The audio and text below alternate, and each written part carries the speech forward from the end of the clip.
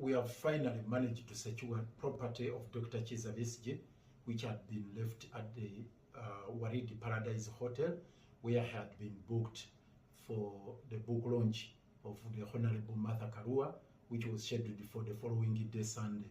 Unfortunately, when he had checked in on Saturday, he stayed there for about 3 hours, and he moved to Riverside Apartments, where he was picked from together with his colleague, Obed.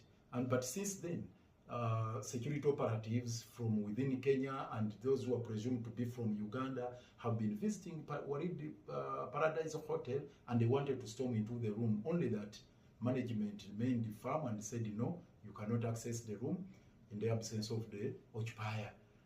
What these people, or the security operatives, did is to get a court order, which they produced on Friday morning, and management had no choice but to budge and allow them enter the room.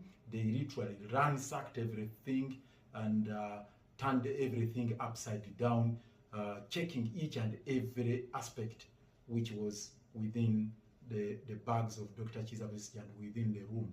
So by the time we arrived in the afternoon, we found some of them were still hanging around. For us, we were seized with a copy of a power of attorney, which had been issued in my favor by Honorable Winnie Byanyima as the attorney of Dr. Besigye, authorizing me to collect this luggage. So when we presented to them, they had a team of their lawyers. They raised quite a number of issues.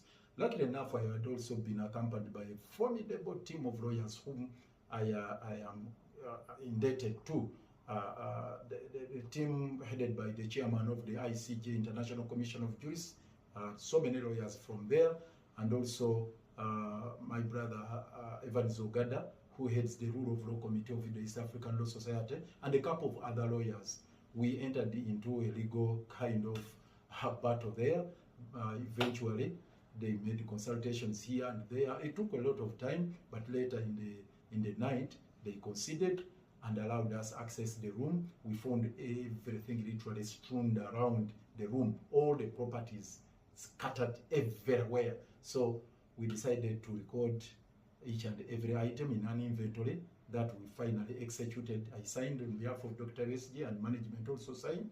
They also demanded that we clear the outstanding bill of 85,000 Kenya shillings, and yes, we had to clear the same, and also a couple of other things they needed us to address, and eventually they released the property. Unfortunately, they retained a property belonging to Obed Rutare, since we were not in possession of a power of attorney from any of his relatives. So we shall pursue that at a later date.